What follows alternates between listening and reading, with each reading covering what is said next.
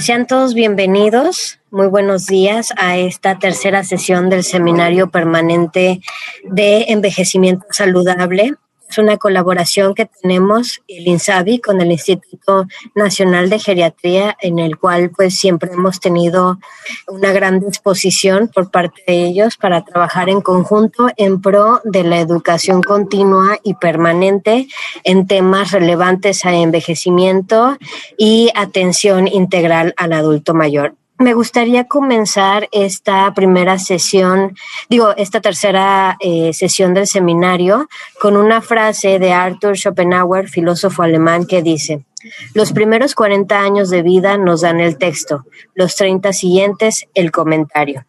Bueno, esta frase que les quise compartir creo que viene un poco ad hoc con el tema que vamos a ver el día de hoy, que son lesiones cutáneas por presión en personas mayores, respecto a que la forma en la que nosotros envejecemos o nuestros hábitos, nuestros estilos de vida, ya sean saludables o no tan saludables, son los que van a marcar una diferencia en cómo vamos a envejecer. Y la pregunta aquí clave es cómo nosotros queremos envejecer, cómo queremos llegar a estas edades, a ser personas mayores. Queremos llegar independientes, teniendo toda nuestra autonomía, pudiendo decidir sobre nuestras personas, sobre la forma en que actuamos o cómo nos manejamos, o desearíamos ser unas personas dependientes, personas que pues están un poco relegadas, o personas que tienen que estar atenidas a cuidados de otras personas. Y pues bueno, sin más preámbulos, le doy la bienvenida a nuestro invitado del día de hoy, el doctor Luis Armando Méndez López. Él es médico general por la Universidad Autónoma de Zacatecas, es especialista en geriatría por la UNAM, la Universidad Nacional Autónoma de México, y el Instituto Nacional de Ciencias Médicas y Nutrición Salvador Subirán. Es adscrito a la Unidad de Atención Integral del Instituto Nacional de Geriatría y en el Servicio de Geriatría del Centro Médico Naval. Y pues bueno, doctor, después de esta presentación, usted tiene la palabra. Muchas gracias. Muchas gracias, doctora, por la presentación. Sí, está el audio sin problemas, ¿correcto? Así es, doctor. Nada más, reiterando, les voy a pedir de favor, no puedo ver los comentarios, pero si llegara a haber alguna conexión inestable o alguna interrupción, que me puedan interrumpir por el audio, de favor, para ver si se puede corregir. Claro que sí, doctor, sin problemas, estamos al pendiente. Muy bien, muchas gracias. Bueno, pues entonces, el tema que abordaremos hoy se llama lesiones cutáneas por presión en personas mayores. El objetivo realmente es entender este tema, las lesiones por presión, con un enfoque de síndrome geriátrico. Ya veremos a lo largo de la presentación a qué nos referimos con esto, y resaltar la importancia del equipo multidisciplinario en su prevención, identificación y manejo. Para esto dividiremos la presentación hablando al inicio de unos aspectos introductorios, conceptos y definiciones, el impacto, la epidemiología, prevalencia, el abordaje, en donde tomaremos temas como de los factores de riesgo, la clasificación, el diagnóstico, las complicaciones que pudiéramos llegar a presentar y la forma de manejarlas. Al final terminaremos con algunas conclusiones. Entonces, a nivel global, hay 3 organismos principales que se han desarrollado a lo largo de la historia para tratar este tema de las lesiones por presiones. En América, el panel consejero nacional de lesiones por presiones de los Estados Unidos fue el primero que empezó como a destacar este tema, y se organizó como una institución, una organización independiente cuyo objetivo justo era pues brindar educación y prevención de estos problemas. Este panel consejero nacional de los Estados Unidos se llamaba inicialmente en los 80s como panel consejero sobre úlceras por presión. 10 años más tarde en Europa surgió una nueva organización, básicamente con el mismo enfoque, pero de Europa. Y en los últimos años, las naciones asiáticas y sobre todo como de regiones como del Pacífico, se unieron a formar una alianza de presiones por lesión, de lesiones por presión, cuyo fin sigue buscando las mismas metas, brindar educación, herramientas para hacer el diagnóstico correcto, la identificación y el manejo de estos problemas. Ahora bien, decíamos que el Panel Nacional de los Estados Unidos tenía su nombre como Panel Consejero de Úlceras por Presión. Igual el europeo. En el 2014, cuando se agregan las asociaciones del Pacífico, ellos comienzan a introducir el tema como lesiones por presión. Y esto derivado de que hay lesiones en estadios tempranos que anatómicamente y dermatológicamente no cumplen con la definición de una úlcera, de una solución de continuidad. Y comentaban que entonces era preferible hablar de lesiones por presión, ya que esto tendría una connotación más de prevención. O sea, si se puede identificar en estadios tempranos, tendremos mayor oportunidad de prevenir pues las úlceras. Sin embargo, los europeos han decidido mantener el tema de úlceras, puesto que consideran que es el componente de mayor relevancia e impacto clínico e incluso de mortalidad, y por ello ellos siguen usando el término de úlceras. Al final, estas organizaciones han tratado de emitir recomendaciones cuya versión más reciente es la Guía de Práctica Clínica del 2019 internacional, y pues justo se denomina como prevención y tratamiento de úlceras, diagonal lesiones por presión, ya que pues tanto las dos organizaciones contemplan el mismo término. Para fines de la región en la que nosotros nos encontramos, pues la institución que más rige es la americana, y ellos, gracias a toda esta discusión, pues desde el 2019 cambiaron su nombre y ahora es el Panel Consejero de Lesiones por Presión. Entonces, esto un poco para tener como el mismo lenguaje e ir sabiendo a qué nos referimos y por qué usamos a veces lesiones y a veces úlceras, ¿correcto? Entonces, recientemente, la semana pasada, estas organizaciones han promovido ya desde hace algunos años, en noviembre, el Día Mundial de Prevención para Lesiones por Presión. Y justo con este enfoque preventivo, pues es que se prefiere el término de lesiones. Y esta se entiende como una lesión local de la piel o tejidos subyacentes, generalmente sobre prominencias óseas causadas por la presión constante y otras fuerzas que pueden ser de cizallamiento o fricción. La relevancia de por qué es que de organizaciones internacionales prácticamente de todo el mundo incluso postulan un día mundial para hablar de este tema, esto es porque tiene diferentes impactos a nivel tanto clínico, tanto individual como colectivo, como económico, político, ético y demás. Entonces, el hablar de lesiones por presión son un indicador de calidad en la atención. Y esto es porque, pues si bien se habla de que alguna nación no se juzga por la forma en que trata a sus individuos con mayores oportunidades, sino de cómo trata a sus individuos más vulnerables, pues justo esto refleja como una calidad de la atención que se está brindando. Actualmente se consideran las lesiones por presión como unas entidades que son prevenibles, es decir, si son prevenibles, el hecho de desarrollar como estadios tan avanzados, pues habla de que algo estamos haciendo mal. Por lo tanto, en otros países como en Estados Unidos, esto lleva incluso a connotaciones médico-legales.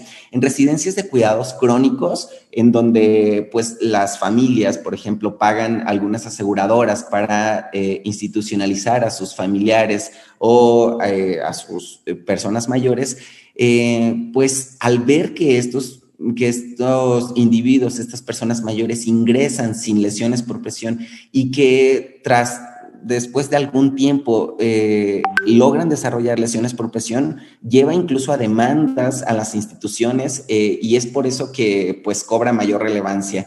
Es por eso que se trata de concientizar a la población, tanto personal médico, paramédico y en general a toda la sociedad de la importancia de este tema. Es por eso que pues la semana pasada fue el Día Mundial y por eso pues veremos que podemos ir conceptualizando el tema y irlo trasladando a nuestro contexto. Entonces, estos litigios, estas demandas que surgen en los Estados Unidos, por ejemplo, y que incluso ya pues ha habido en nuestro país, pues son por negligencia, porque las lesiones por presión deberían de ser en su mayoría prevenibles y no tratar de pues no esperar estos estadios tan avanzados. La ausencia completa de opinión médica en las lesiones por presión lleva también como a este tema incluso pues desconocido y un poco como ajeno. Uno de los errores más comunes que ha llevado a la dificultad de poder lograr prevenir esto, pues es esa creencia errónea que este asunto es algo más de enfermería, más que del cuidado médico. Y vamos a ver que en realidad, pues no. Además de todo esto como indicador de calidad, pues tiene otras connotaciones, impacto tanto económico, las aseguradoras en Estados Unidos pues invierten grandes cantidades para prevenir y tratar estas condiciones crónicas, afecta la calidad de vida, sobre todo porque se puede asociar tanto con otros síndromes geriátricos como deterioro funcional, aislamiento social, un dolor crónico, vivir con dolor crónico y pues incluso mortalidad. Veremos que también tiene una connotación pronóstica el desarrollo de estas lesiones. Al final, para poder hablar de este Día Mundial de decirle stop a las lesiones por presión o ponerle un alto a las lesiones por presión, pues esto llevará al involucro de todo un equipo multidisciplinario.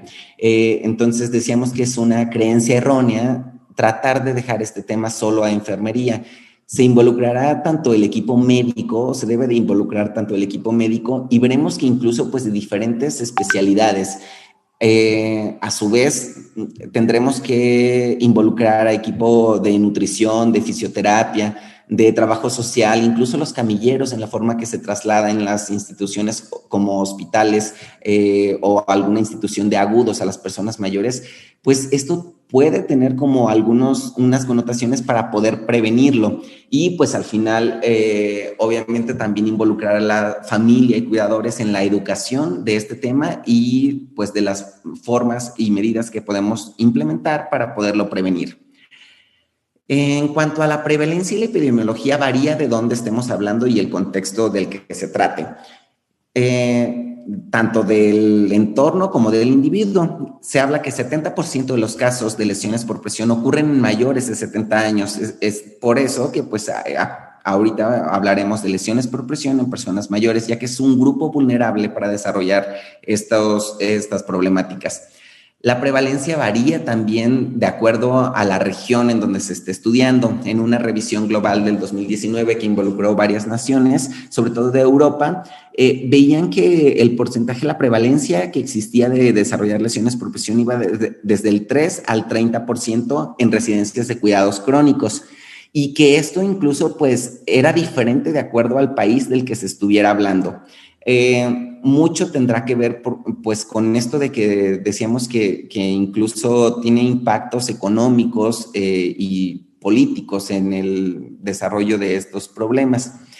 Cuando se ha individualizado, se ha estudiado como la prevalencia de los entornos, pues en hospitales o en centros de agudos en hospitales o en residencias de cuidados crónicos se ve un mayor porcentaje de estas lesiones que en las personas que viven en la comunidad, del 5% en hospitales, 4% en residencias de cuidados crónicos y 0.02% en personas que viven en la comunidad. Pero decíamos que esto depende como de la región y del contexto en el que se estudie.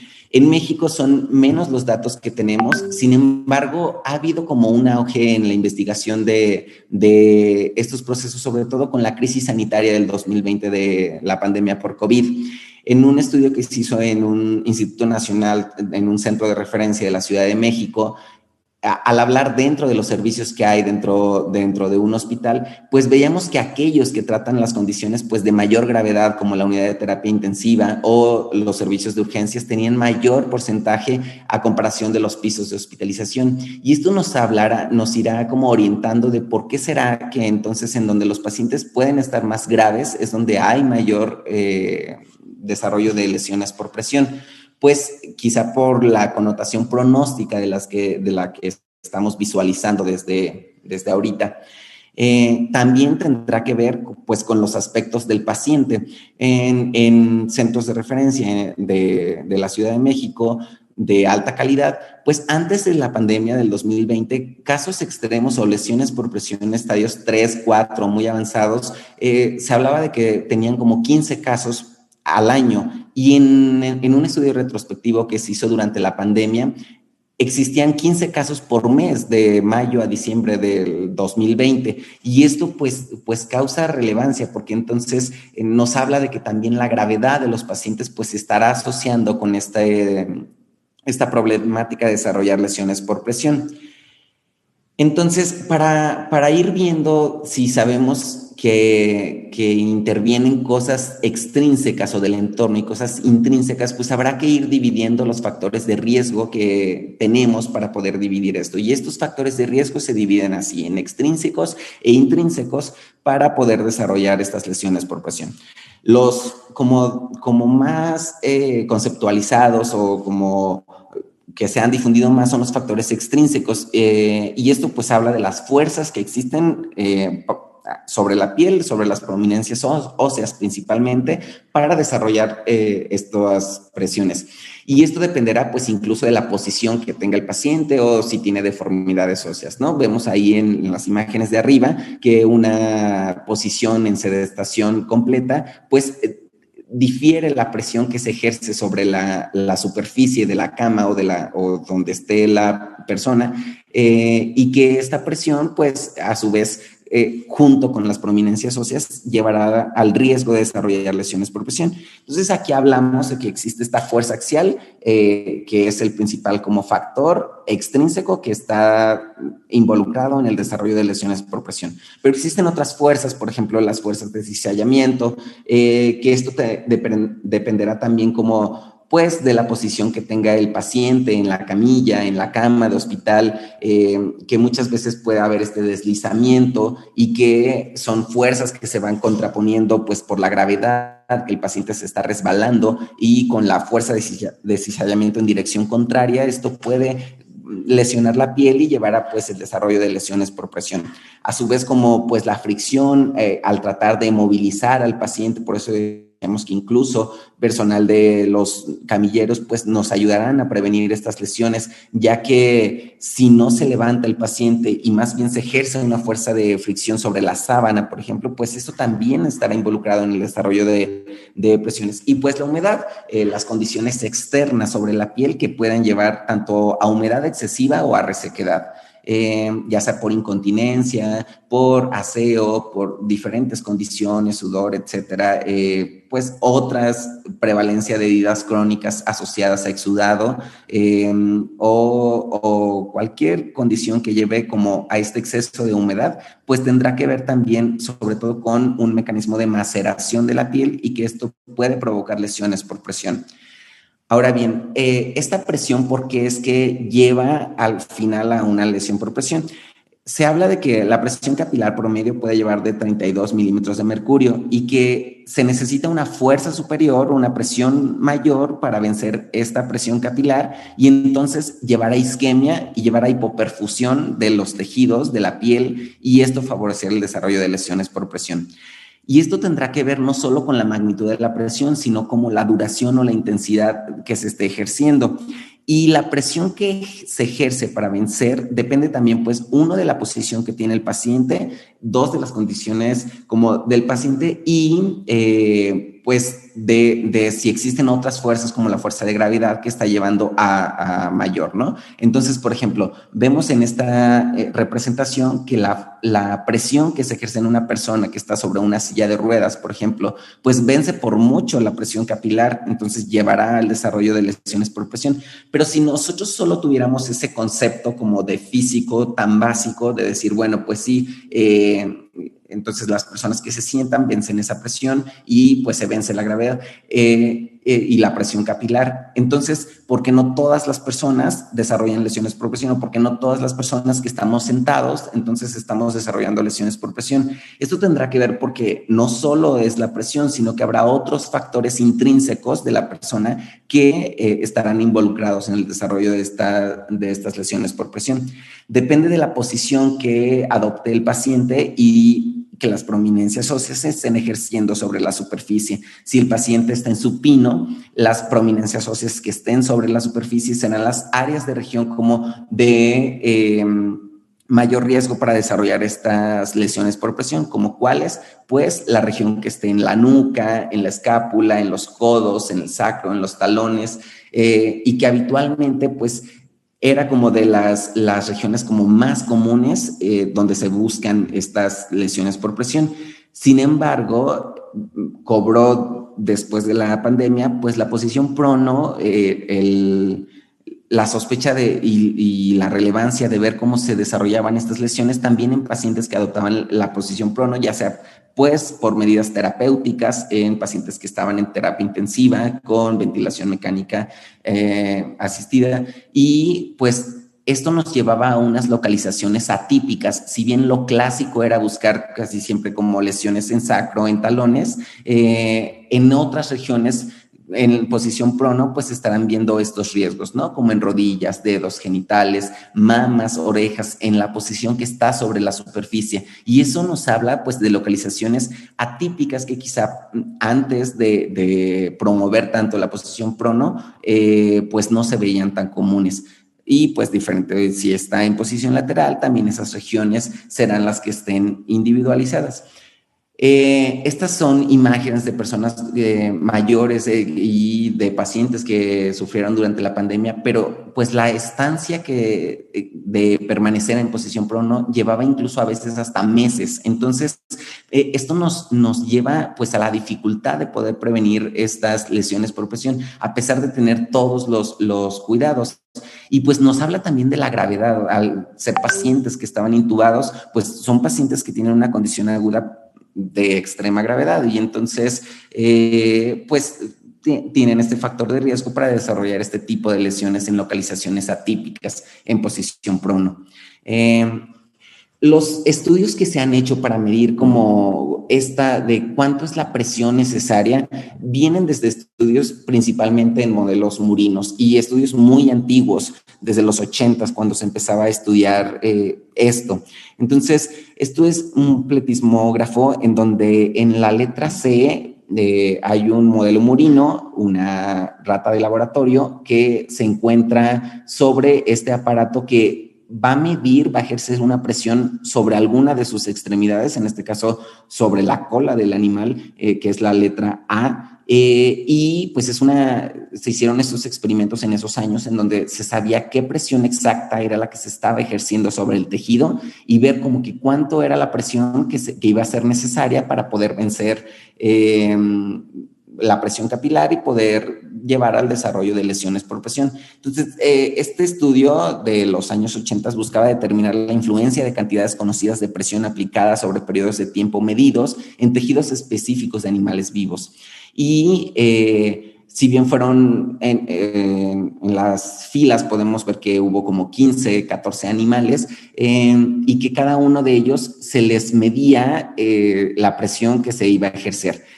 En el recuadro rojo vemos que de 15 animales que se les ejerció la presión medida con más de 130 milímetros de mercurio, de los 15 de la primera columna, la columna del extremo son los que desarrollaron necrosis de su cola. Entonces, de 15 animales que se sometieron a una presión de 130 milímetros por mercurio, los 15, el 100% desarrolló lesiones por presión.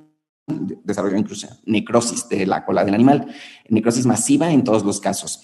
Y, por ejemplo, en el recuadro verde vemos que de 9 animales en la primera columna que se sometieron a 130 milímetros de mercurio, pero por menor tiempo. Aquí lo único que difiere es que en el recuadro rojo fueron 18 horas y en el recuadro verde fueron 17 horas.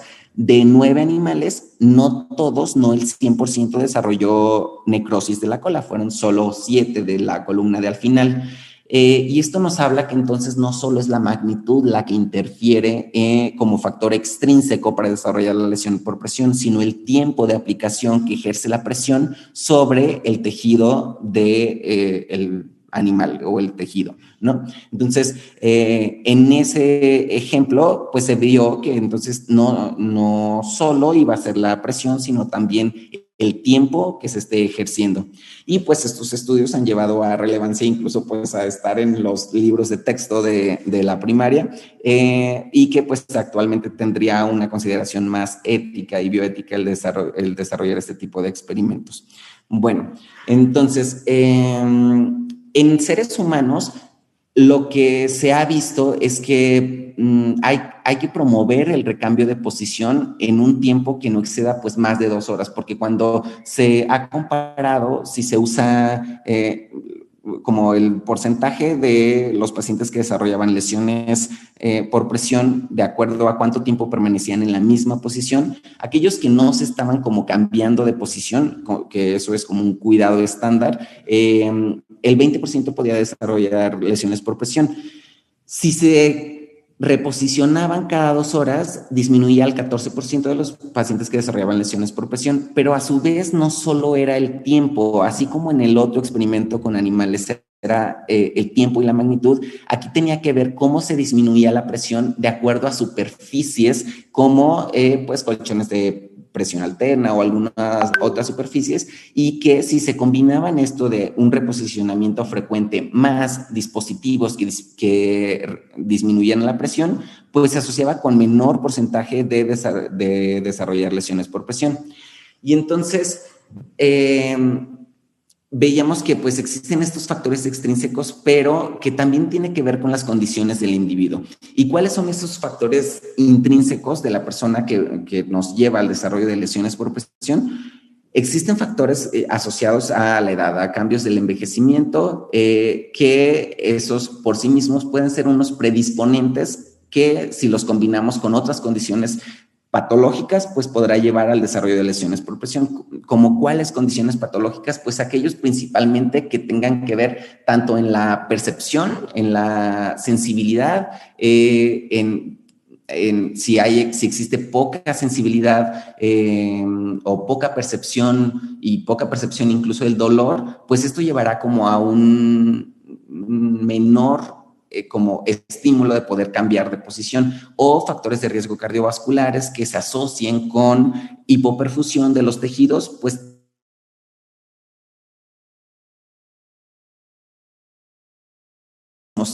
o problemas de movilidad, pues esto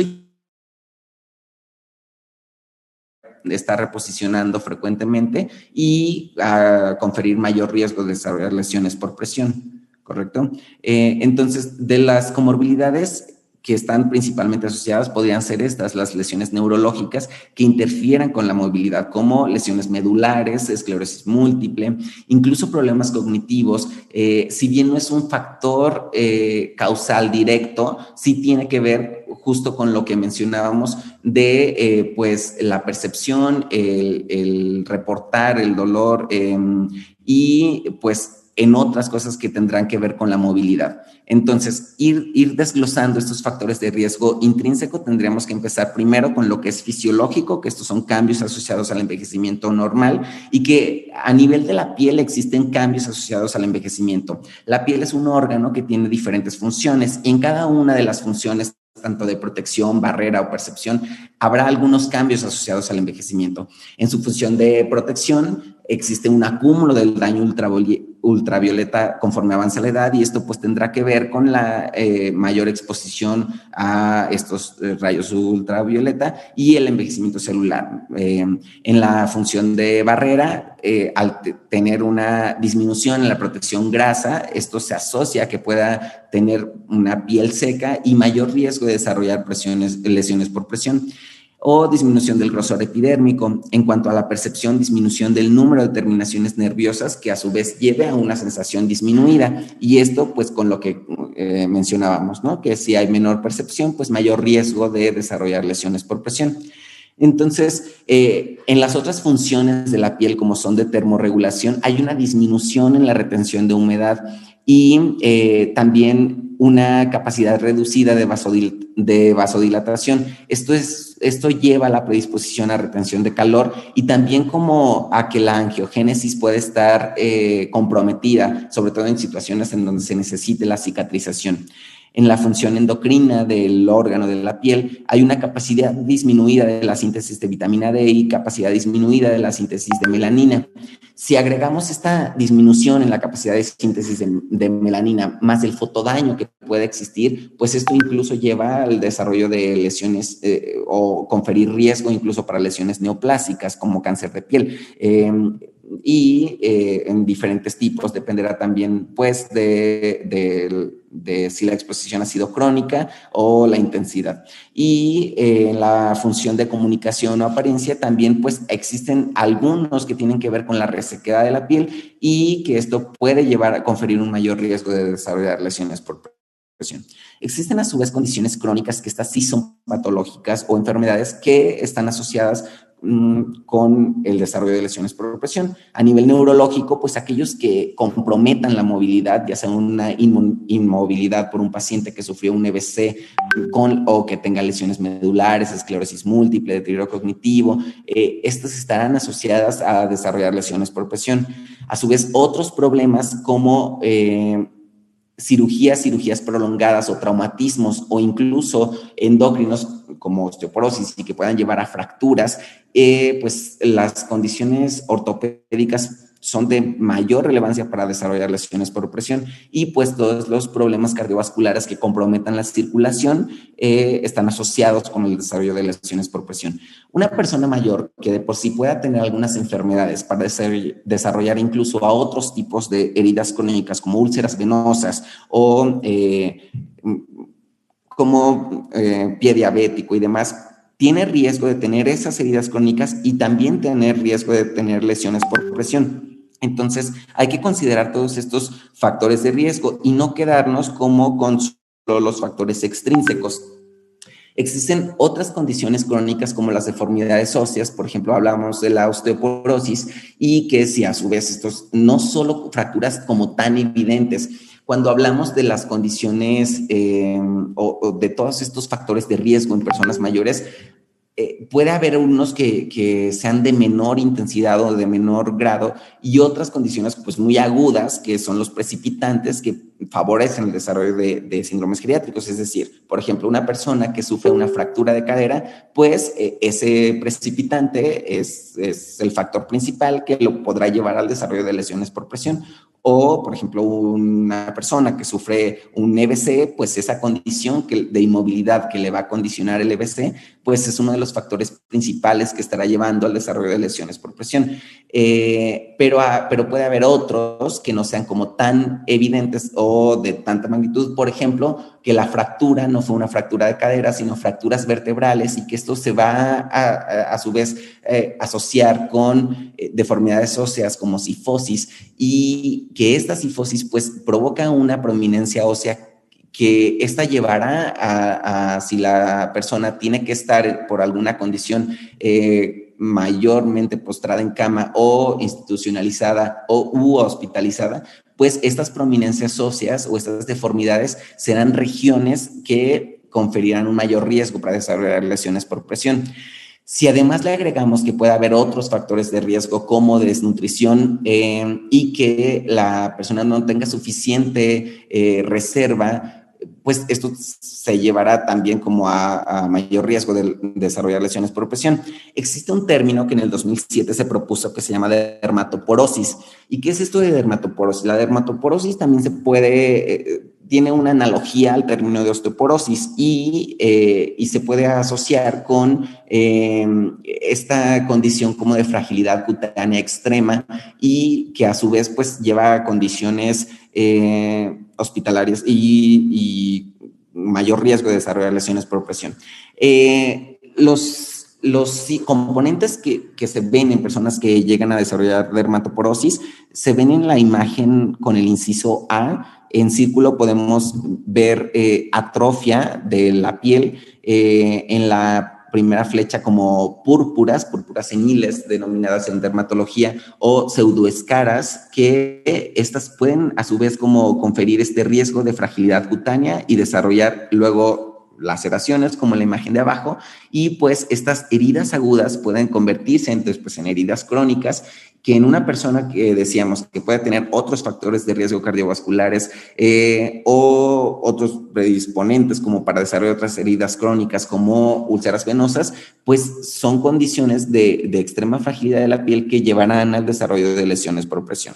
Entonces, cuando se ha buscado cuáles son los factores de riesgo para desarrollar estas lesiones de dermatoporosis en un centro de rehabilitación, se vio que pues la edad avanzada sí era un factor de riesgo estadísticamente significativo, con la asociación estadísticamente significativa, y que existen otras condiciones como el consumo de tabaco o el consumo de fármacos como anticoagulantes, que si bien aquí no hubo una significancia estadística para corticosteroides, también es importante considerar que a nivel local de la piel, personas que por alguna razón estuvieron expuestos al uso de esteroide crónico, pues esto lleva a adelgazamiento de la piel y a conferir un mayor riesgo de lesiones cutáneas.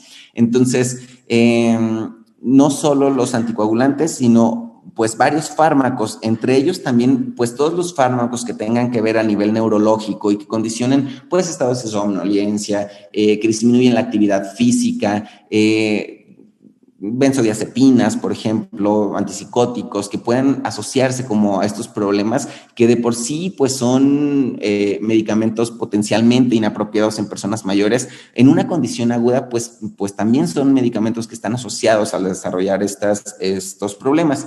Entonces, si juntamos como toda esta fisiopatología, nos llevará como a la fisiopatología clásica de cómo es un síndrome geriátrico, en donde en el extremo vemos que esa es la manifestación estereotipada, eso es lo que vemos, la lesión por presión, pero que antes de solo ver eso, pues tendríamos que pensar todo lo que hay detrás del iceberg, ¿no? De lo que está llevando al desarrollo de estas lesiones por presión.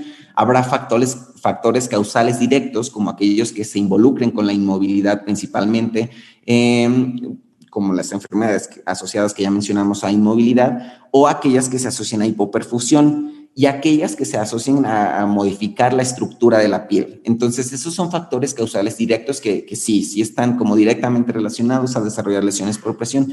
Y antes de ellos, pues hay otros que están a su vez asociados. Por ejemplo, una persona mayor que tenga cambios asociados al envejecimiento en su piel, que a su vez tenga enfermedades, por ejemplo, como diabetes, y que la diabetes pueda llevar a complicaciones crónicas como neuropatía diabética, y que esto se asocie incluso también con problemas de circulación y con pobre sensibilidad, pues a su vez esto está predisponiendo en algún grado a inmovilidad, y esta inmovilidad pues ya llevará de forma causal directa a lesiones por presión. Si esta persona además toma como ciertos medicamentos de los que mencionamos que pudieran estar asociados, pues también tiene riesgo de desarrollar estas lesiones por presión o edema, ya sea por ejemplo por complicaciones crónicas como nefropatía diabética, enfermedad renal crónica, y que estas condiciones pues favorecen también la maceración y el desarrollo y la lesión por presión en la piel, pues son como otros de los factores de riesgo. Y las personas que viven con diabetes también pueden tener otros problemas como heridas crónicas, como pie diabético, úlceras diabéticas, y la presencia de otras heridas crónicas pues predispone a mayor riesgo. Aquellas personas que tienen también antecedente de haber desarrollado lesiones por presión en algún momento de su vida, es otro de los factores de riesgo que se asocia a volver a desarrollar lesiones por presión. Condiciones de desnutrición que se asocian con hipoalbuminemia y que esto a su vez se asocia con hipoperfusión, tendrá que ver con la fisiopatología de qué es lo que está llevando a esa persona a desarrollar lesiones por presión. Entonces, cuando vemos esto, de que solo vemos el final, esa es como la fisiopatología y cómo se debe de contextualizar y conceptualizar pues todo este síndrome geriátrico. Ahora, pues, si nos pusiéramos a pensar todos los factores de riesgo que existen, es un abrumador número. Esta tabla, por eso no es la finalidad como ver cada uno de los factores de riesgo, porque es una tabla muy saturada, sino que para eso se han desarrollado algunas herramientas para tratar de simplificar el abordaje de los factores de riesgo. Entonces, lo primero en el abordaje tendría que ser, pues, justo esto, ¿no? Evaluar el riesgo. Y para eso se han desarrollado escalas. Pero habrá que pensar primero en cuál es la finalidad de estas escalas. Uno es identificar pacientes en riesgo y pues que no se nos pasen los factores de riesgo, todos los que pudieran estar asociados, y el uso apropiado de recursos para la prevención, ya que esto va a permitir enfocar las intervenciones a los factores de riesgo específicos de esa persona. ¿Por qué? Porque existen dispositivos que pueden ser muy costosos y que no se encuentran en todas las unidades hospitalarias, en todos los centros de atención, y que a lo mejor pues ahí por la limitación de los recursos no se puede hacer uso de todo esto, ¿no? Y entonces habrá que pensar cuáles son los pacientes que tienen mayor riesgo para desarrollar esto. Y esto lo menciono porque las escalas de predicción, pues si bien esta es una de las principales utilidades, no quiere decir que un paciente que no salga por alguna escala que tiene bajo riesgo no pueda desarrollar lesiones por presión, porque si es un paciente que se hospitaliza por alguna condición aguda, pues habrá algún componente que lo está llevando a una condición aguda y que pues su salud está comprometida para hospitalizarse y que de entrada ya tendrá algún factor de riesgo. O sea, a pesar de que alguna de las escalas que veremos adelante no salga como que es un paciente con bajo riesgo, el concepto no es entenderlo como que ese paciente no tiene riesgo, sino como que para fines de lo que se han desarrollado las escalas, que es para enfocar las intervenciones y el uso apropiado de recursos, pues entonces este paciente a lo mejor no sería el prioritario para usar estos dispositivos en ese paciente y a lo mejor esos dispositivos los podemos usar en otro paciente que nos salga con mayor riesgo, ¿no? Y el riesgo debe ser evaluado en todo paciente al ingreso y en cada cambio de condición. ¿Por qué? Porque pues los pacientes son dinámicos, entonces no es correcto que un paciente se ingresa, le hacemos la escala al inicio y nos sale como que tiene bajo riesgo de desarrollar lesiones por presión, pero ese paciente pues si así ingresó, después puede tener riesgo de desarrollar lesiones por presión porque los pacientes son dinámicos. Entonces, entre las escalas, hay varias, pero entre las escalas como más comúnmente usadas, existe esta escala Norton que evalúa varios componentes, como el estado físico, el estado mental, si es un paciente confuso, estupuroso, su nivel de actividad, si camina o si está prácticamente en cama, su nivel de movilidad, si está muy limitada, ligeramente limitada, si el paciente tiene incontinencia, y de acuerdo a cada uno de estos aspectos se les va dando un punto. Y pues se van sumando estos puntos y luego se clasifica en riesgo alto con una puntuación igual o menor a 12 y un riesgo moderado con una puntuación igual o menor a 16. El puntaje máximo es de 20 y un mínimo de 5 puntos. Existe otra escala, como la escala de Braden, que valora el riesgo de desarrollar lesiones por presión y que a su vez pues ve estos otros criterios, ¿no? Como la percepción sensorial, porque decíamos que es uno de los factores de riesgo principalmente asociados. Y entonces esta percepción sensorial la divide si está muy limitada, ligeramente limitada o sin limitaciones, y se le va dando igual puntajes. Hay otros criterios como la exposición a la humedad, la actividad, la movilidad, que son parecidos a los que ya evaluaba la otra escala de Norton. Y pues de acuerdo a un paciente que le vayamos viendo cada uno de estos factores de riesgo, se le va dando un punto y al final se suma y se clasifica con esta interpretación que viene aquí, y se puede clasificar como riesgo bajo, medio o riesgo alto. ¿Y cuál es mejor cuando se han comparado las escalas? Bueno, de entrada es importante decir que pues solo usar escalas no va a hacer que se prevengan las lesiones por presión, sino si no va de la mano, ¿no?, con intervenciones. Entonces, Braden, a comparación de Norton, ha mostrado una validación óptima y el mejor balance en sensibilidad y especificidad. Es un buen predictor de riesgo, y Norton probablemente tenga menor especificidad, una sensibilidad razonable y una predicción de riesgo con un ratio de 2.1. Cuando se han comparado, probablemente Braden muestre pues este mejor balance de sensibilidad y especificidad, pero importante recalcar eso de que pues no solo por usar una escala se van a prevenir las lesiones por presión. Ahora, después de haber desarrollado, de haber clasificado al paciente, pues habrá pacientes que incluso pues ya lleguen con alguna lesión por presión, y estas hay que clasificarlas. Y para su clasificación existen estadios y existen categorías. Es preferible usar el término estadios que grados, porque si habláramos de grados, como que se entiende que todos tienen como la misma secuencia, que de grado 1 pasará a grado 2, 3, 4, y que a su vez a la inversa será igual, lo cual no pasa así. Cuando hablamos ya de curación, aquel grado que evolucionó de grado 1, 2, 3, 4 no va a cicatrizar de que se vaya involucionando la herida de grado 4, 3, eso no sucede, eso se cicatriza y ya veremos que hay como fases de cicatrización y mecanismos fisiopatológicos que intervienen en la cicatrización, pero no es en esa secuencia gradual. Por eso es preferible usar el término estadio. Y entonces, si vamos a clasificarlas por estadios, pues hay estadios del 1 al 4. El estadio 1 es este eritema. Esta es una lesión por presión en un talón de una persona mayor, y es un estadio 1 porque es un eritema no blanqueable, es decir, si ejercemos alguna presión, ese eritema no desaparece y la piel se ve íntegra. Cuando la dermis es expuesta y ya hay una pérdida parcial de la integridad de la piel, hablamos de un estadio 2, o pacientes que pues justo se puedan ver con vesículas, pues eso ya nos habla de una lesión por presión estadio 2. Esta es una úlcera sacra. Aquí, cuando ya hay una pérdida, una solución de continuidad, pues sí se puede hablar de úlceras. Cuando no hay una solución de continuidad, pues es preferible hablar de lesiones porque no hay como tal una úlcera, ¿correcto? Entonces, esta lesión por presión estadio 3, hay una pérdida del grosor total y puede ser el tejido adiposo incluso visible.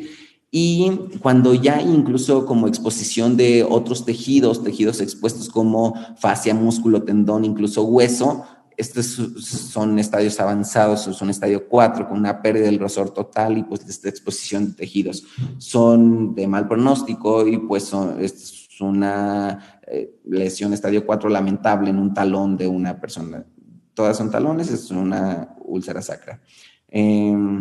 Y hay a su vez otras categorías como la inestadiable. ¿Por qué? Porque hay una costra, una escara o cualquier otro tejido que nos impida ver por completo la profundidad y el daño de esta lesión. Y entonces cuando no es visible completamente, no sabemos, no estamos seguros si es una estadio 3, estadio 4 y se clasifica como una categoría inestadiable. Y también existe esta otra categoría que son las lesiones de tejidos profundos, en donde vemos una decoloración persistente, no blanqueable, roja, marrón o violácea, la piel se puede ver íntegra incluso, o puede haber ampollas hemáticas, pero nos habla que hay una lesión de tejidos profundos. Esta no se ve como la lesión estadio 1 por esta coloración marrón, roja, violácea, ¿no? Que también en este paciente está en talón. Y creo que no puedo yo ver como los comentarios, pero pues para ejercicio con ustedes mismos pueden ir clasificando pues estas lesiones por presión. Entonces, está en región sacra, ¿como cuál pensarían o cómo se clasificaría? Lo dejo como para reflexión y ya que les doy algunos segundos, podemos ver que pues justo es una lesión en región sacra con la piel que se visualiza íntegra, no se ve como tal una solución de continuidad, se ve un eritema que si lo presionamos no blanquea y pues nos estará hablando entonces de una lesión estadio 1, ¿no? Y por otro lado, aquí está ¿cómo la clasificarían? También es una lesión que se ve la piel, digamos, íntegra. No veo como tal una solución de continuidad, pero pues existe esa decoloración marrón, roja, violácea, ¿no? Y eso nos hablará de una lesión de tejidos profundos. Esta lesión en talón, ¿cómo la clasificarían? Vemos que aquí sí hay una pérdida de la integridad de la piel, se expone incluso tejido, sin embargo hay un tejido que no permite ver totalmente la profundidad de la lesión y esta podría clasificarse como una lesión inestadiable porque no podemos estar seguros de qué tan profundo esté.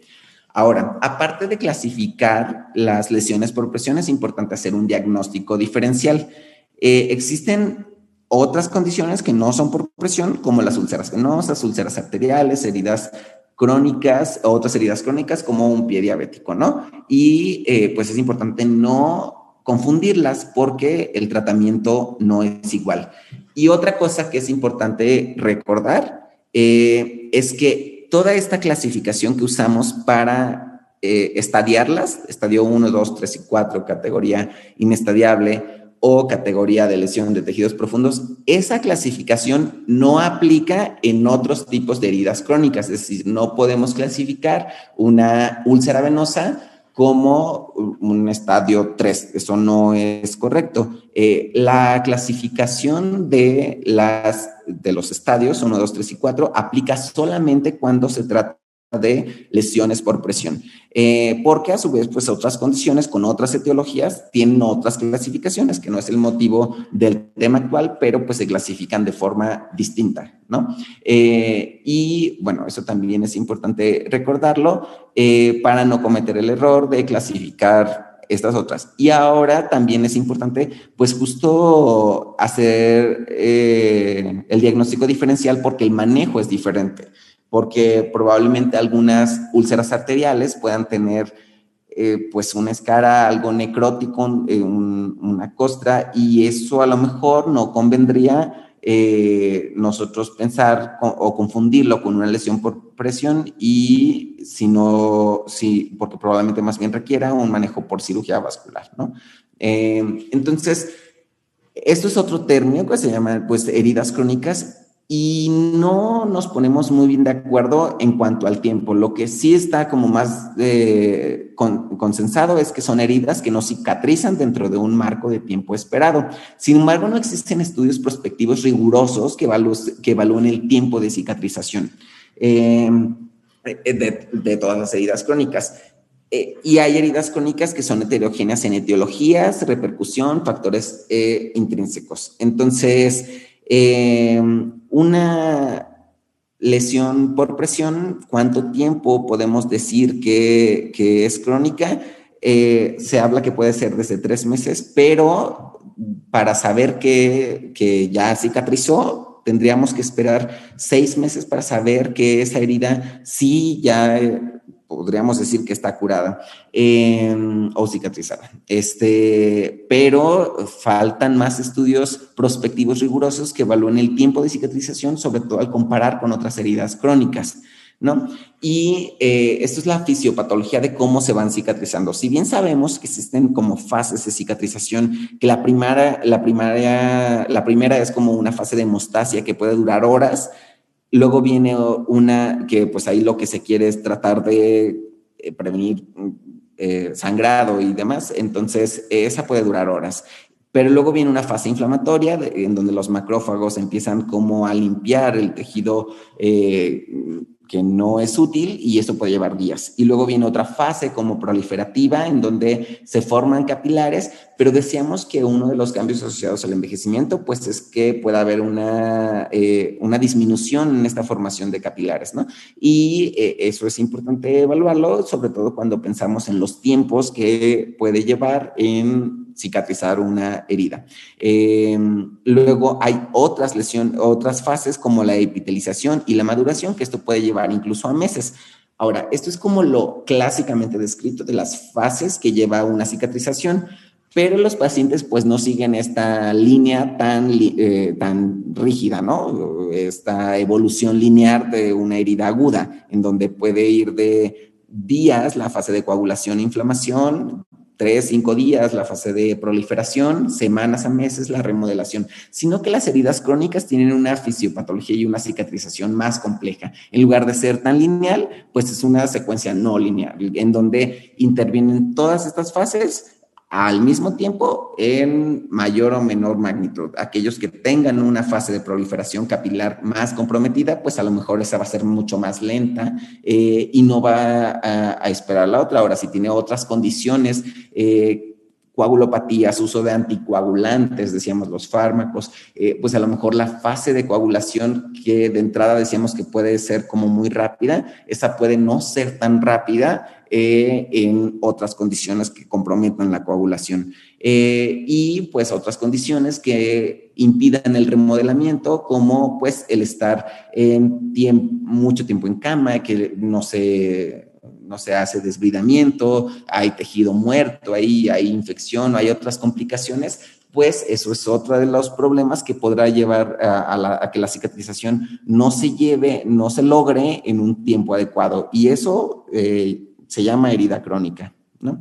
Entonces, cuando evaluamos las lesiones por presión, hay que ver primero el número y la localización, en dónde está, buscar las localizaciones en los sitios de presión o de prominencias óseas, los sitios que mencionamos, de acuerdo a la posición que tiene la persona, en dónde está normalmente sentado, acostado, y pues habrá que ver también o pensar que hay localizaciones atípicas. Y las localizaciones atípicas, si bien ya hemos mencionado, pues esto de que tiene que ver con la posición, por ejemplo, prono, tiene que ver también con otras cosas como, por ejemplo, el uso de dispositivos que por alguna razón el paciente se quedó con las puntas nasales, los catéteres o cualquier otro dispositivo entre la cama y su piel, y eso está ejerciendo alguna presión. A lo mejor eso puede favorecer el desarrollo de algunas lesiones en localizaciones no tan clásicas, justamente por el uso de dispositivos. O pues pacientes que están invadidos, pues, las ondas también pueden provocar úlceras en sitios donde esté la sonda, ¿no? Hay que evaluar el tamaño, a mayor tamaño, menor pronóstico, el estadio, la categoría, hay que clasificarlas, hay que ver cómo se describe el hecho, si hay tejido de granulación, si vemos que más bien hay tejido necrótico, si vemos que hay complicaciones, que las complicaciones pueden ser tanto infecciosas como no infecciosas, si hay mal olor, que pues justamente puede estar relacionado con complicaciones infecciosas, incluso pues lesiones por presión, estadios muy avanzados, estadio 4 que comprometan hueso, pues pueden incluso favorecer otras complicaciones como osteomielitis. Entonces, condiciones muy, muy desfavorables, pues personas que llegan a tener osteomielitis por el desarrollo de lesiones por presión se asocian a mal pronóstico y pues disminución en la calidad de vida, dolor, vivir con el dolor de estas lesiones, ¿no? Aunque también es importante mencionar que pues habrá que ver qué tan comprometida está la percepción, porque por algo es como que se desarrollaron esas lesiones. Entonces, hay que individualizar, hay que ver el dolor, ya que es algo subjetivo de la persona que estemos tratando.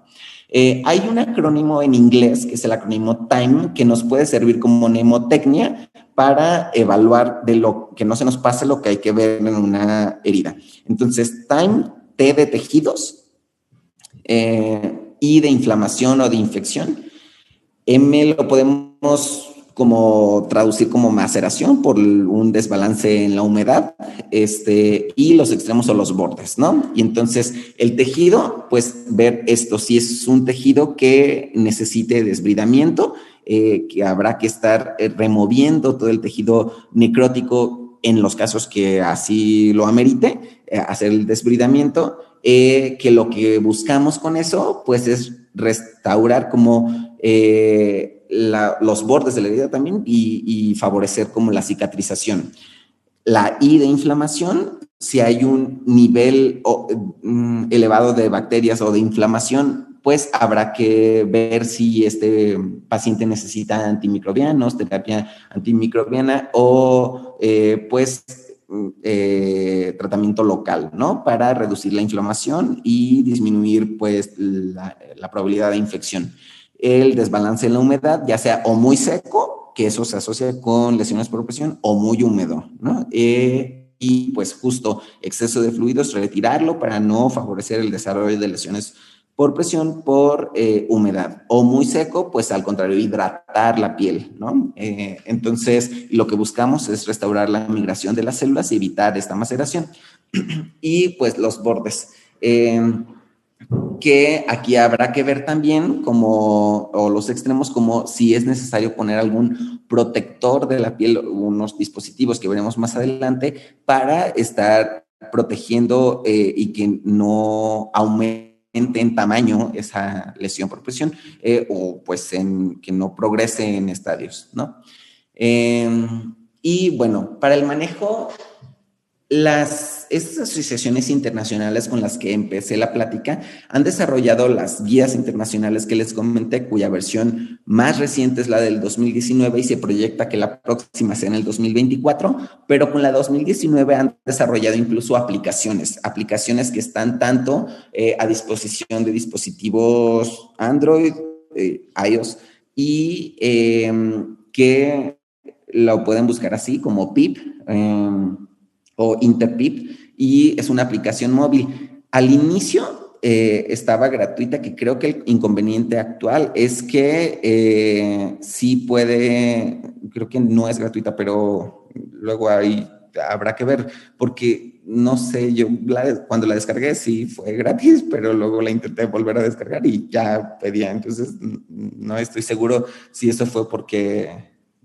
algo que ya empezaron a cobrar. Lo importante es que incluso si pues son herramientas validadas que por estas asociaciones internacionales que básicamente resumen las recomendaciones de las guías internacionales y pues para fines prácticos personal, incluso hasta para capacitar a familiares, a cuidadores, pueden ser útiles y hay la versión en español. Entonces, justo pues se evalúa como de qué quieres hacer hoy, si valorar, prevenir o tratar, y luego en la parte de abajo de la aplicación, al centro viene esa como una calculadora, 1, 2, 3, 4, que nos ayuda a clasificarlas. Por ejemplo, si hay como dudas en cómo clasificarlas, pues ahí viene de acuerdo a las guías y a las asociaciones, como las características que hay que visualizar para poderla clasificar de acuerdo a los estadios. Y bueno, se los dejo nada más como por si les puede ser de utilidad o están en algún centro en donde les convenga incluso como si descargarla y pagarla. Eso pues es para cada quien. Y entonces las medidas de cómo tratar las lesiones, pues hay como preventiva. Las medidas preventivas pueden ser tanto preventivas como curativas. Y habrá que ver justo de los factores de riesgo que estuvimos buscando en nuestro paciente con todas las escalas y con toda la fisiopatología que ya mencionamos, cuáles son los factores de riesgo que más predominan en ese paciente para entonces intervenir pues justo en esos, ¿no?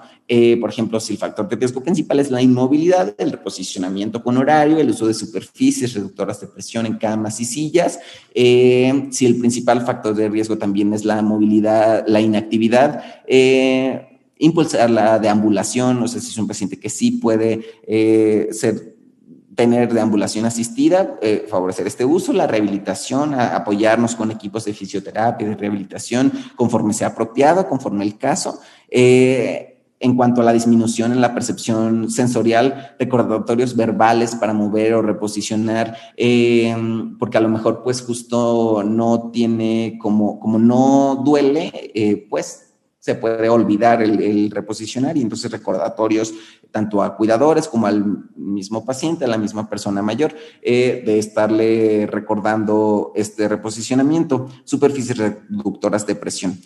El exceso de humedad o incontinencia, poner como horarios miccionales, estar haciendo chequeos de rutina para ver que no se esté acumulando ahí mucha humedad, cremas y ungüentos. Si hay otras fuerzas como la de fricción o cizellamiento, pues justo ver cómo le podemos hacer para disminuir estas fuerzas, por ejemplo, para evitar como que se deslice tanto o se resbale tanto, se pueden usar cuñas, almohadas o diferentes dispositivos para poder poner el paciente en una posición y que permanezca ahí un tiempo y luego pues reposicionarlo, ¿no? Máximo 2 horas, no debería de pasar más de 2 horas el paciente en la misma posición. Y pues si está una piel seca, pues justo como lubricar. Hay que interconsultar al equipo de nutrición y evaluar pues justo ver el estado nutricio, porque pacientes con estados de desnutrición tendrán mayor riesgo de desarrollar lesiones por presión. Pocas medidas preventivas han sido evaluadas rigurosamente, sin embargo existe un acuerdo que la presión excesiva por cierto tiempo puede desarrollar las úlceras o lesiones por presión. Entonces, redistribuir la presión en la superficie corporal y poner esto de los horarios. Cada 2 horas es el intervalo mínimo para pacientes que tienen riesgo. Hay que considerar la superficie de apoyo del paciente, la afección médica general, los objetivos de la atención, la fragilidad y el estado de la piel. Cómo reposicionar, levantar en lugar de arrastrar para no favorecer como las lesiones por fricción y esto lacere la piel y pues desarrolle lesiones o nosotros las desarrollemos. Reducir la fricción y las fuerzas de cizallamiento de la piel previene el daño de la piel. Entonces, decíamos que pues son condiciones que pueden llegar a ser muy costosas. Las aseguradoras en Estados Unidos dividen el tipo de dispositivo en 3 grupos, grupos 1, 2, 3 y 4. Y esto es de acuerdo a qué tan caro pues cuesta el prevenir esas lesiones en ese paciente. Las del grupo 1 pues son como colchones de aire, son superficies estáticas, no requieren electricidad, son básicas, ¿no? Son estáticas, como cualquiera de esas que pueden estar viendo ahí. Las del grupo 2 son dinámicos, funcionan con electricidad o bombas, como los colchones de presión alterna, en donde pues estas son más costosas y pues justo pacientes de mayor riesgo probablemente se beneficien de usar este tipo de superficies. Las del grupo 3, que son dinámicos, también son eléctricos y contienen una cubierta de silicón y pueden llegar a usarse como dispositivos muy costosos, pero justo habría que pensar en el potencial recuperatorio y del pronóstico, o sea, los factores de riesgo que están llevando a este paciente a desarrollar esas lesiones probablemente muy avanzadas y si eso creemos que sí va a recuperar o no, porque probablemente justo para como el uso racional de recursos. Si son lesiones múltiples, que hay que evaluar el número, entonces en número mayor, en estadios avanzados, o sea, varias úlceras, 3, 4, crónicas en un paciente, pues que de entrada tiene muchas otras comorbilidades y tiene mal pronóstico por las fases avanzadas de sus otras enfermedades, habría que justo considerar como el potencial recuperatorio y para plantear expectativas tanto con el paciente como con los familiares, con el resto del equipo médico y ver qué tanto se beneficie de todos los dispositivos que pudiéramos usar. Los del grupo 1, que decíamos que son las camas estáticas, son ideales en pacientes con bajo riesgo de desarrollar lesiones por presión o úlceras por presión, como esponjas, ¿no? Y los del grupo 2 en pacientes de moderado y alto riesgo o úlceras más profundas. Y los del grupo 3, ideales en pacientes con úlceras de espesor total, no cicatrizantes o numerosas, úlceras troncales. Por ejemplo, a lo mejor un paciente con un traumatismo, que básicamente fue un traumatismo muy grave el que llevó a esta condición, pero no tanto muchas condiciones crónicas, probablemente ese paciente se beneficie de estos dispositivos del grupo 3. Y entonces decíamos que hay que evaluar también como el lecho, la humedad, y esto nos hablará de la humedad, de ver también cómo los apósitos o los dispositivos que vamos a usar, aquellos que tienen una retención baja de humedad, ahí podríamos usar, ahí no convendría tanto usar esponjas, sino como algo más que nos ayude con la humedad. Sí, hay que ver si son costo efectivos, que eso va de la mano con el pronóstico, y no utilizar donas es un error común, el tratar de poner dispositivos alrededor de la lesión por presión, pero eso a su vez pues ejerce presión alrededor y entonces favorece que se desarrollen lesiones de mayor tamaño. Entonces no son recomendados usar donas, o sea, dispositivos en forma de anillo. Ok, y el manejo médico, hay que estabilizar, al personal médico nos corresponde como estabilizar y curar las condiciones que sean reversibles, que sean potencialmente reversibles, las condiciones médicas, tratar todas las afecciones irreversibles, eso en la medida de lo posible, prevenir y minimizar las complicaciones del estado disfuncional del paciente y el tratamiento local de heridas y apoyo familiar. En el tratamiento local, también hay pasos. Lo primero sería el desbridamiento cuando sea necesario y la limpieza. Si es necesario desbridar, quitar el tejido muerto. Luego, hacer uso de otros dispositivos como apósitos, dispositivos reductores de presión, agentes locales, cirugía o tratamientos complementarios. El desbridamiento, las técnicas de desbridamiento son varias. Se puede remover, disminuir, estimular o mejorar. Para remover, lo que queremos remover es quitar como las costras, el tejido muerto, la escara, los focos de infección, las fuentes de inflamación, el exudado, la pus. Por ejemplo, que por la pus o el exudado sea una lesión inestadiable, pero que sí sea necesario desbridar, esa sí, pues justo hay que desbridarla, ¿no? Cuerpos extraños, que eso está impidiendo la cicatrización, fragmentos óseos. Disminuir el olor, la humedad, la infección, estimular los bordes de la herida, que eso se hace también con el desbridamiento, son los objetivos que busca, y mejorar la calidad de vida. Ok. Y justo siempre hacer el diagnóstico diferencial para que tejidos, escaras muy necróticas y que más bien parezca como una úlcera arterial, no desbridar. Los apósitos, puede haber más de 300 en el mercado. Ninguno ha demostrado ser un apósito mejor que otro. Habrá que individualizar también con condiciones económicas de lo que tengamos en nuestro medio, o lo que el paciente pueda costear en caso de que sea con el paciente, etcétera.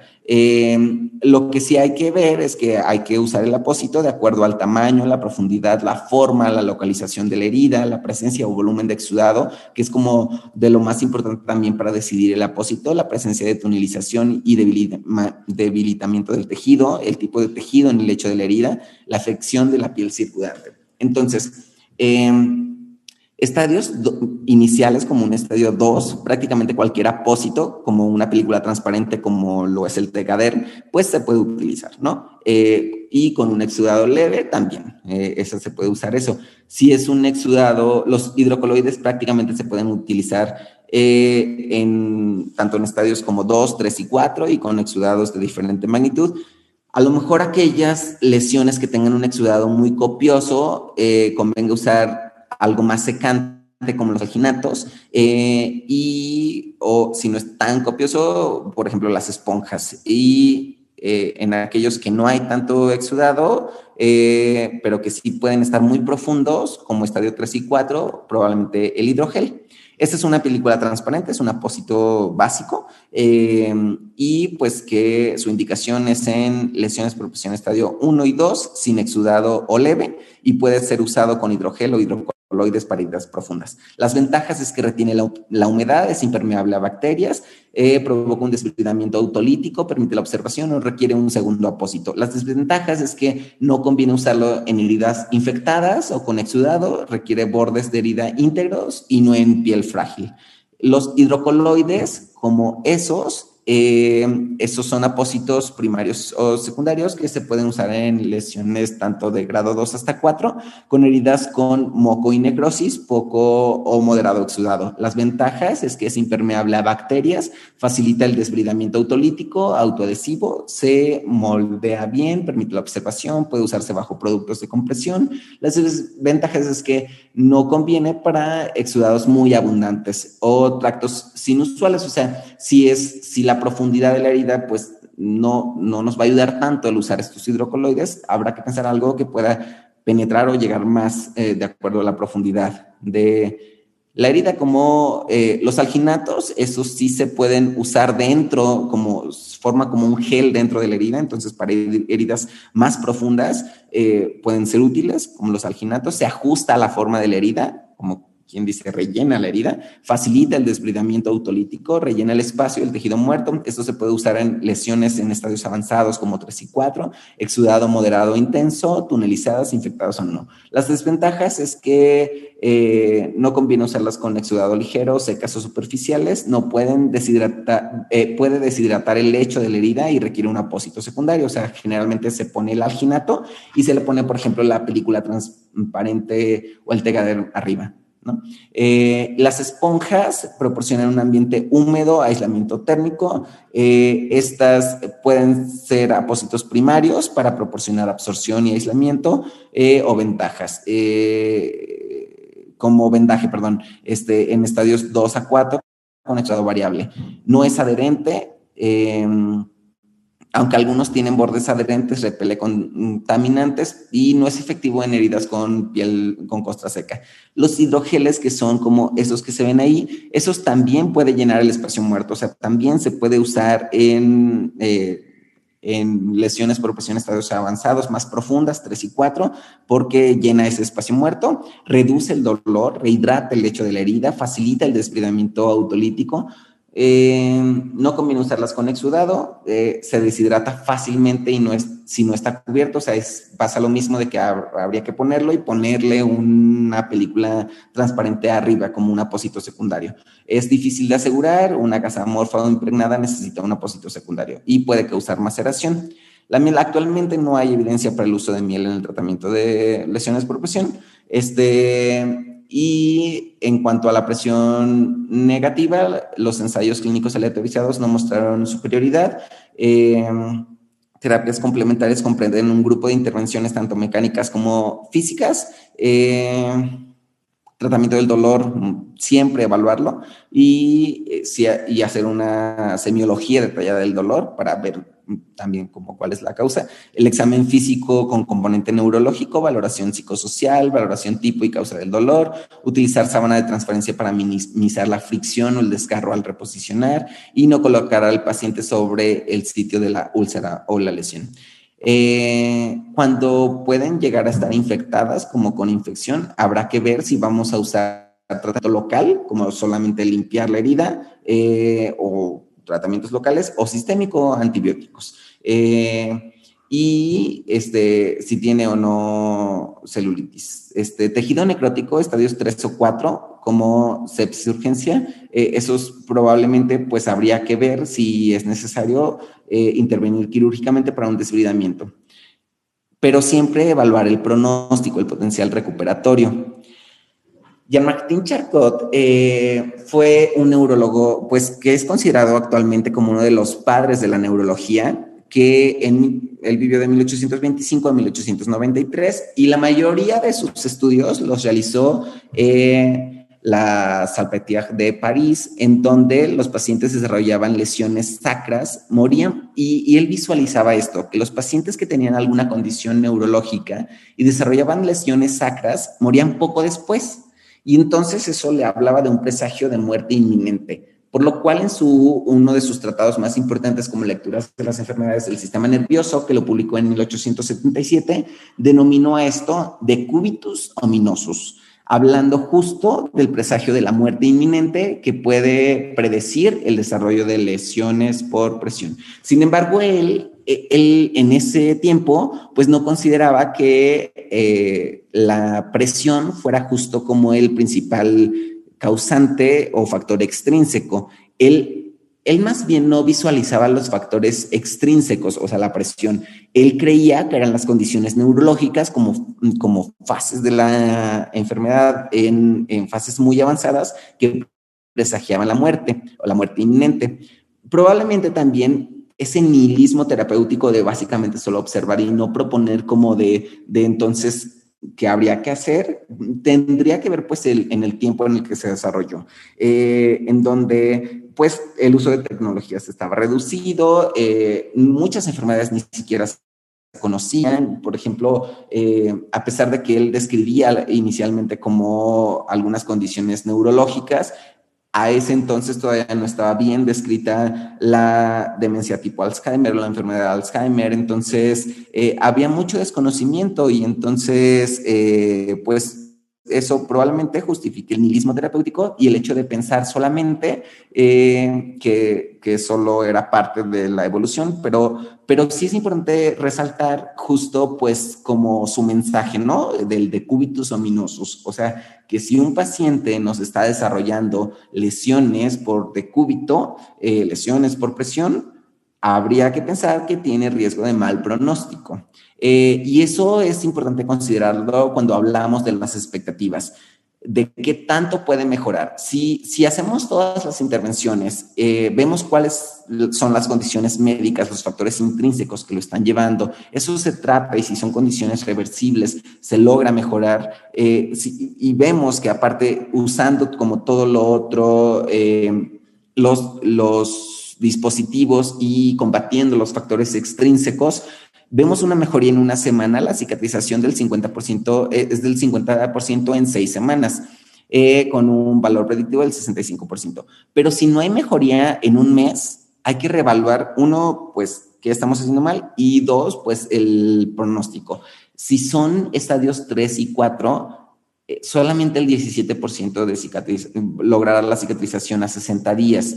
Y eso hay que mencionarlo y hay que ir como de la mano con el paciente y con los familiares, porque depende de la condición y pues en esto no se puede generalizar, pero úlceras múltiples y que todas son estadio 3, 4, nos hablará de mal pronóstico y habría que pues considerar la interconsulta temprana a los cuidados paliativos. Cuando se vio en una cohorte de residentes de cuidados crónicos del 98 al 2007 que desarrollaban úlceras crónicas en curso y se buscó el desenlace primario fue la mortalidad, justo el desarrollo de múltiples úlceras y comorbilidades son predictores importantes de mortalidad a 6 meses y puede influir en la discusión pronóstica de la interconsulta a cuidados paliativos. Como conclusiones, las lesiones por presión son un síndrome geriátrico y un indicador en la calidad de la atención. Se clasifican en 4 estadios y 2 categorías extras.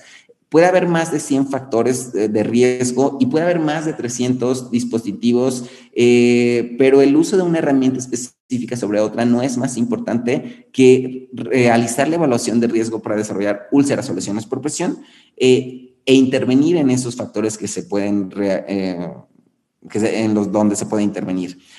Si vemos o diferenciamos las escalas, Braden mostró mayor sensibilidad y especificidad, y las intervenciones preventivas pueden ser también intervenciones curativas. Remover o distribuir la presión es la principal medida preventiva y terapéutica, y puede haber novedosos apósitos y terapias, pero no todos han mostrado mayor beneficio sobre otros, pero su utilidad es basada en pacientes específicos. La presencia de múltiples úlceras son predictores importantes de mortalidad a 6 meses. Por lo tanto, tiene una connotación también pronóstica. Muchas gracias. Muchas gracias, doctor. Una muy interesante plática, magistral ponencia respecto a las lesiones por presión. Me parece que ahorita, ya que usted terminó su aportación, tenemos un tiempo para pasar a preguntas y respuestas del público. En el momento tenemos en Facebook una gran cantidad de personas conectadas. También de la misma forma les recordamos a los que se encuentran con nosotros conectados vía Zoom, pueden activar sus micrófonos, ya que esta sesión es a micrófono abierto, para si tienen algún tipo de duda o aclaración al respecto de la ponencia que acabamos de tener. Y las personas que nos acompañan a través de Facebook Live pueden escribirlas y nosotros con muchísimo gusto se las pasamos. Vamos a dar un momento para que las personas se animen. Luego, bueno, muy bien. Aquí tenemos una pregunta de Irán Trani. Dice, ¿qué tipo de microorganismos son los que frecuentemente colonizan este tipo de lesiones? Gracias, doctor. Sí, en realidad depende de la condición, pero pues siempre los estafilococos son como de los principales que hay que tener en mente, pero cuando hablamos de lesiones complicadas, como por lesiones en estadios avanzados 3 o 4 y que a su vez se puede llevar como a osteomielitis, incluso a complicaciones más graves, hay que considerar bacilos gram negativos también por la gravedad, las condiciones de estos pacientes que generalmente están en ambientes hospitalarios y pues justo tener ese umbral. Igual que en todo tratamiento antibiótico, habría que ver la sospecha etiológica, o sea, tomar cultivos y dar un tratamiento dirigido hacia esto, de acuerdo a los cultivos. Muchas gracias, doctor. También tenemos otra pregunta de Facebook. Nos dice, ¿usted recomendaría algún tipo de terapia alternativa? Es decir, colocar apósitos con miel de abeja real, etcétera. Doctor. Bueno, no hay evidencia que eso logre mejorar. Creo que se mencionó en alguna de las diapositivas. Y si bien esos todavía hay menos evidencia, incluso en los que hay evidencia, en una revisión sistemática del JAMA, se habla que no, pues nos faltan estudios de mayor calidad para poder diferenciar como las mejores terapias. Entonces, en realidad lo que se podría responder con esa pregunta es que no hay evidencia para recomendarlas y que sí hay otras que son más útiles. O sea, probablemente antes de ir hacia eso, hacia terapias como con miel, podríamos pensar en reevaluar otra vez los factores extrínsecos e intrínsecos, mejorar las condiciones. Y eso va de la mano como quería al inicio de la plática decir la importancia del equipo multidisciplinario, porque no dejarlo solamente como que es un asunto solo de enfermería, sino que al equipo médico también le compete, pues justo evaluar los factores intrínsecos para buscar las causas potencialmente reversibles, más que pensar solamente en las terapias alternativas o los factores extrínsecos. Todo el equipo tiene que trabajar de la mano en condiciones, pero en ser de utilidad. Muchas gracias, doctor. También tenemos otra pregunta, igual de nuestro compañero Irán Trani. Menciona, ¿recomienda la utilización de terapia con presión negativa en las úlceras por decúbito?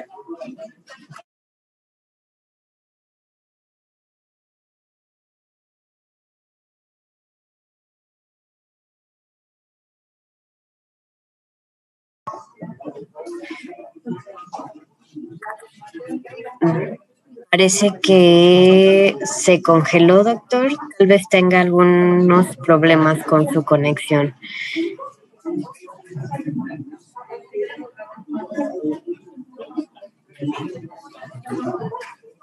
Doctor, creo que su audio no está conectado.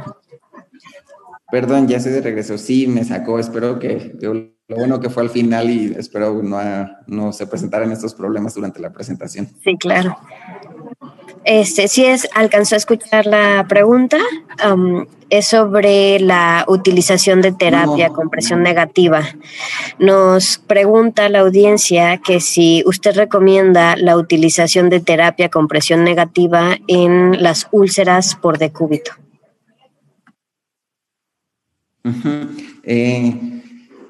La presión negativa puede ser de utilidad cuando hay una condición, sobre todo quirúrgica, y hay alguna complicación y queremos ir disminuyendo el exudado y se cree que mejorando los desenlaces quirúrgicos, ese paciente va a recuperar. Entonces, eso sí se ha utilizado en condiciones específicas, más o menos como de este tipo de pacientes. Tampoco, al igual que con todas las otras intervenciones, no hay como una mejor que otra y algo que se pueda generalizar. En algunos casos sí se puede utilizar cuando la condición lo amerite. Ok, muchísimas gracias, doctor. Por el momento creo que son todas las preguntas y dudas de la audiencia. Tenemos más comentarios que tienen que ver con su excelente ponencia, su excelente participación, agradecimientos y pues bueno, me sumo a lo que expresa la audiencia al decir que este tema es de relevancia en todos los aspectos, ya sea desde el primer nivel de atención hasta en el segundo nivel, que es donde puede que lo encontremos un poco más a nivel hospitalario. La hospitalización prolongada pues puede hacer que precisamente aparezcan estas lesiones cutáneas, pero también en los cuidados en casa para pacientes dependientes que están postrados, pues bueno, también es importante que nuestro personal de primer nivel de atención sepa precisamente cómo diferenciarlas, hacer un buen diagnóstico, hacer un tratamiento preventivo inclusive, pues precisamente para evitar estas cuestiones, ¿no? Y pues bueno, no nos queda más que agradecer, como siempre, el INSABI agradece mucho la participación del Instituto Nacional de Geriatría y de sus excelentes ponentes. Muchísimas gracias, doctor, por acompañarnos el día de hoy y por proporcionarnos un poco de esos conocimientos que muchas veces no los tenemos tan accesibles. Y pues si usted puede tener alguna reflexión final al respecto, doctor. Quizá como recomendación final, aprovechando que es el Día Mundial contra la Violencia, pensar en que también justo esto de que tiene connotaciones de maltrato, pues que va de la mano, ¿no? Que no está permitido que por negligencia pues las personas mayores presenten estas lesiones. Así es, doctor, tiene mucha razón. A veces nosotros, por omisiones en nuestro quehacer como profesionales de salud, podemos incurrir en este tipo de maltratos al no saber inclusive, ¿no? Y pues para eso precisamente son estos seminarios, para primero que nada tener una educación continua y permanente que sea accesible a nuestro personal de salud y pues también para eliminar o erradicar algunos prejuicios y sobre todo concientizar sobre la importancia de los cuidados integrales y pues calidad de la atención al adulto mayor. Y pues bueno, muchísimas gracias por sus palabras, doctor. Ya nada más me quedo con la audiencia para responder algunas preguntas sobre cómo pueden acceder a sus constancias, porque estos seminarios pueden ustedes tener constancias a través de nuestra plataforma, si es hábil. Le agradecemos, doctor, muchas gracias por conectarse, que tenga un bonito día. Hasta luego. No, al contrario, muchas gracias totalmente. Bye. Gracias, bye. Bueno, pues entonces a los que nos siguen acompañando, les recordamos que tienen la posibilidad de acceder a nuestra plataforma digital para el sistema educativo de salud para el bienestar. Sabi, en estos momentos me voy a permitir compartirles la pantalla por si tenemos a personal que tiene algunas dificultades con el ingreso a la plataforma. Vamos a iniciar. Esta es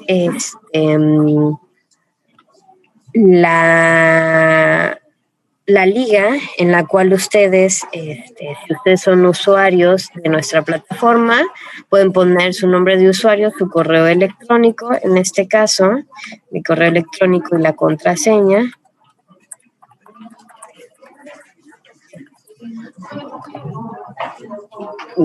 Datos erróneos, pero ustedes ya cuando tengan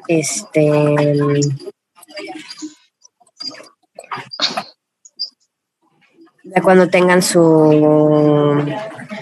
correo, les va a aparecer un apartado en donde dice seminario, le dan clic ahí y ahí pueden ver todos los seminarios que nosotros les ofertamos, y ahí mismo podrán tener la accesibilidad para responder a los cuestionarios de cada una de las sesiones y poder obtener así su constancia.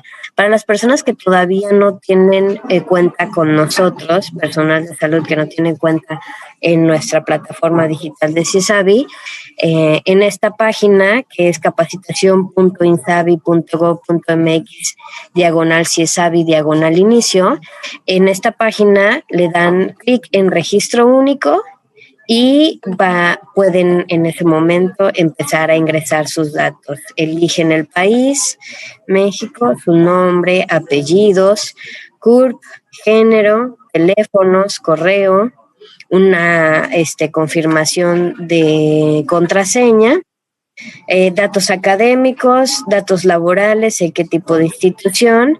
Ahí nos llegan preguntas sobre si personal de salud que todavía no tiene alguna cédula profesional, que es recién egresado o que todavía no tiene alguna institución a la que pertenece, pueden poner que están, aquí hay unas opciones en institución en otra, y ahí es donde le van a dar la categoría laboral igual otra, y así sucesivamente. Entonces, nuestro personal de salud apenas ingresado también puede hacer uso de esta plataforma. Pues bueno, creo que hasta el momento ya no tenemos algún tipo de problema o duda para entrar a nuestra plataforma. Les recordamos que estas sesiones de seminario de envejecimiento saludable se transmiten cada último viernes de mes en un horario matutino. Muchísimas gracias por acompañarnos.